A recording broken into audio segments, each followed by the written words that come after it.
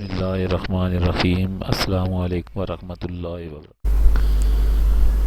السلام علیکم دوستو، عزیز دوستوں اور بہنوں، آج کی اس ویڈیو کا موضوع ہے کالی بلی اگر راستہ کاٹ جائے تو اس کو نحوست کہیں گے یا کیا کہیں گے۔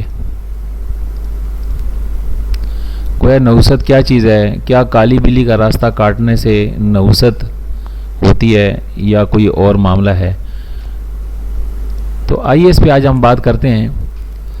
دین اسلام میں توہم پرستی کی اجازت ہرگز نہیں دی گئی، لیکن ہمارے معاشرے میں توہم پرست لوگ آج بھی کالی بلی کے راستہ کاٹنے پر اس کو بدشگون تصور کرتے ہوئے سفر نہیں کرتے، بلکہ سفر کو روک دیتے ہیں، اور اگر کالی بلی پالنے والے ہی کو کاٹ لے یا پھر اس کا گوشت اور دودھ بھلائی ہی چڑھ کر جائے تو گھر میں گند ڈالنا شروع کر دے، بعد ازاں اپنے کالے کرتوت کو چھپانے کے لیے اپنے کالے پن کا فائدہ اٹھاتے ہوئے اندھیروں میں چھپنے کی کوشش کرے تو بچنے کا یہ طریقہ بعض اوقات کارآمد ثابت نہیں ہوتا، کیونکہ ڈھونڈنے والے کالی بلی کو اس کے کالے پن اور کالے کرتوتوں سمیت 7 اندھیروں میں بھی ڈھونڈ نکالتے ہیں۔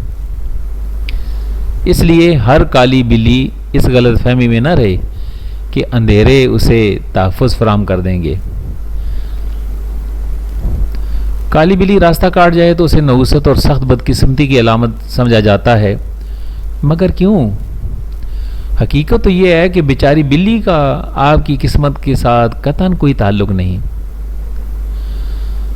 قدیم زمانہ قبل مسیح کے مصر میں تو بلیوں کو مقدس سمجھا جاتا تھا اور کسی بلی کو نقصان پہنچانا عظیم گناہ سمجھا جاتا تھا، اور زمانہ وسطی کے یورپ میں بلیوں کے بارے میں غلط فہمیاں پیدا ہونا شروع ہوئیں اور انہیں چڑیلیں اور ڈائنے قرار دیا جانے لگا۔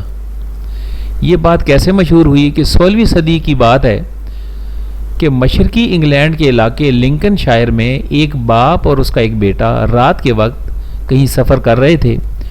انہیں ویران علاقے میں ایک کالی بلی راستہ کاٹتی نظر آئی تو انہوں نے اس پر پتھر برسائے۔ بلی زخمی ہو کر ایک قریبی جھونپڑی میں جا گھسی۔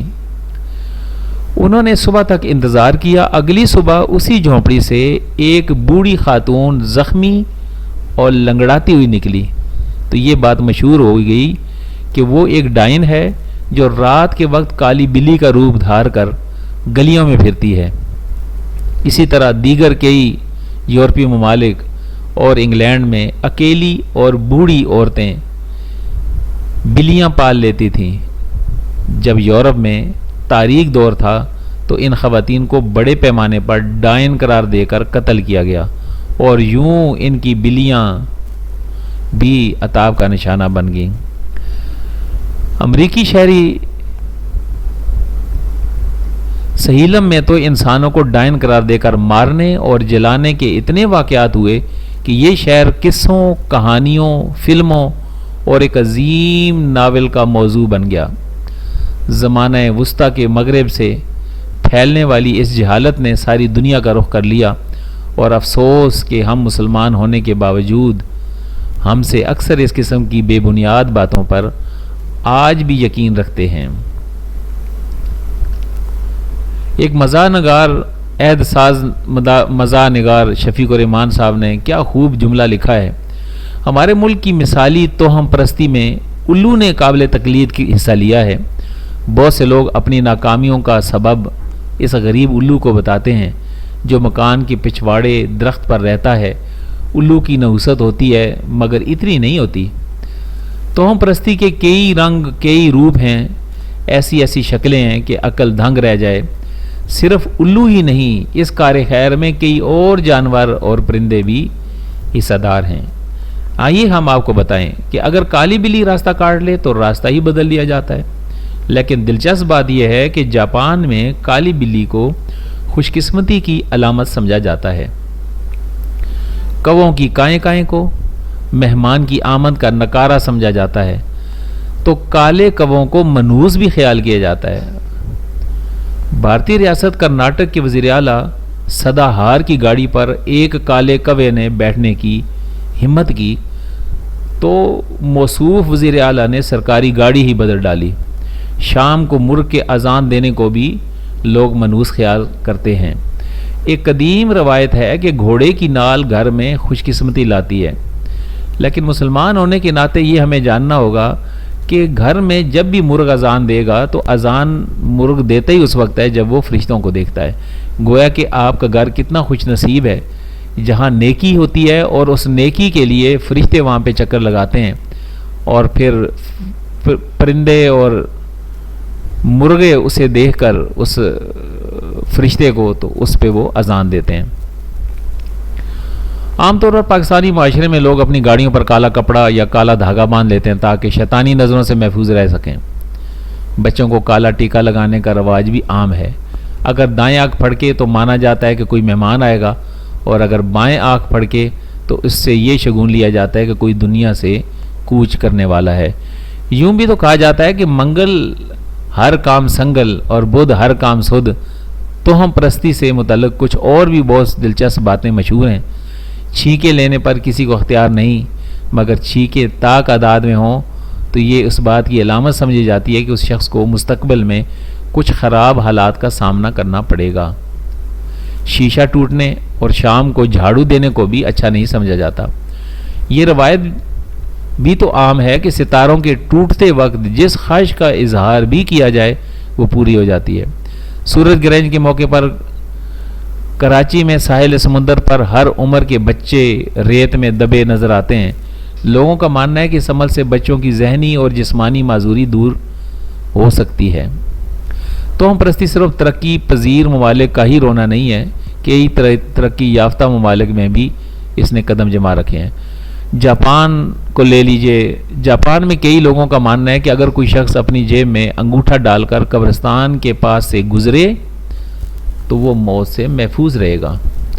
روس میں کئی افراد کا اس بات پر یقین ہے کہ آپ کے گھر کی چھت پر جتنے زیادہ پرندے گندگی کریں گے آپ کو مستقبل میں اتنی ہی زیادہ رقم حاصل ہوگی، یعنی دولت ملے گی.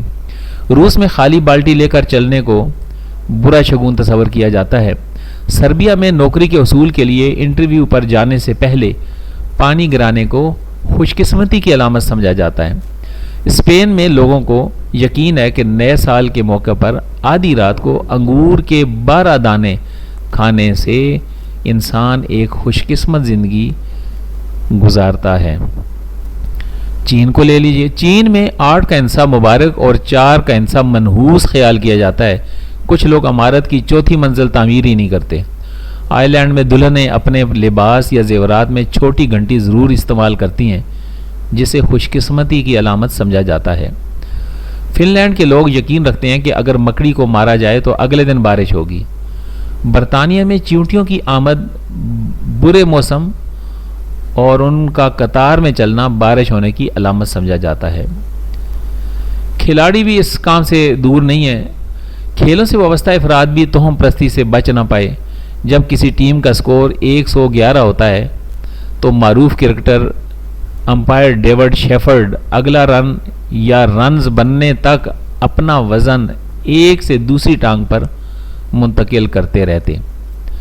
ویسٹ انڈیز کرکٹ ٹیم کے جارحانہ بلے باز کرس گیل 333 نمبر کی جرسی زیب تن اس لیے کرتے تھے کہ گیل میں 60 سے زیادہ سکور 333 ہے.